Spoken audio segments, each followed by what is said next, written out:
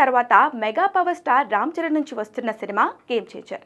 దిల్ రాజు నిర్మాణంలో శంకర్ దర్శకత్వంలో తెరకెక్కిన ఈ సినిమాపై భారీ అంచనాలు ఉన్నాయి. కానీ ఊహించినంత హైప్ మాత్రం కనిపించట్లేదు. మామూలుగా అయితే స్టార్ హీరోల సినిమాలకు ఎక్స్పెక్టేషన్స్ పీక్స్లో ఉంటాయి. కానీ గేమ్ చేంజర్ విషయంలో అలా కనిపించడం లేదనే టాక్ నడుస్తుంది.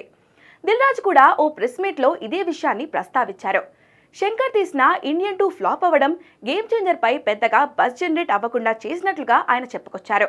అయితే ఇది కూడా గేమ్ చేంజర్ కు ఓ విధంగా మంచిదే అని అభిమానులు అంటున్నారు. ఎందుకంటే ఓ సినిమాపై భారీ అంచనాలు పెట్టుకొని థియేటర్కు వెళ్లిన సగటు ప్రేక్షకుడికి ఆ సినిమా అంచనాలకు తగ్గట్టుగా లేకుంటే డిసప్పాయింట్ అవుతారు. సినిమా డిజాస్టర్ అవుతుంది.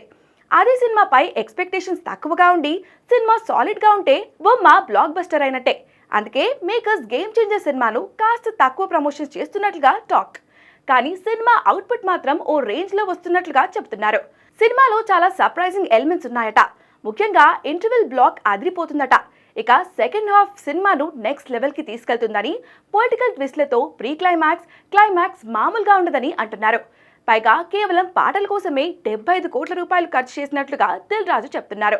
ఇక శంకర్ రేంజ్ సాంగ్స్ అంటే ఎలా ఉంటాయో ప్రత్యేకంగా చెప్పాల్సిన అవసరం లేదు. కాబట్టి గేమ్ చేంజర్ రిలీజ్ అయ్యాక బాక్స్ ఆఫీస్ గేమ్ మొత్తం మారిపోతుందని, మెగా ఫ్యాన్స్ పండగ చేసుకునే సినిమా అవుతుందని, శంకర్ కంబ్యాక్ ఫిలిం అవుతుందని అంటున్నారు. మరి గేమ్ చేంజర్ ఎలా ఉంటుందో చూడాలి.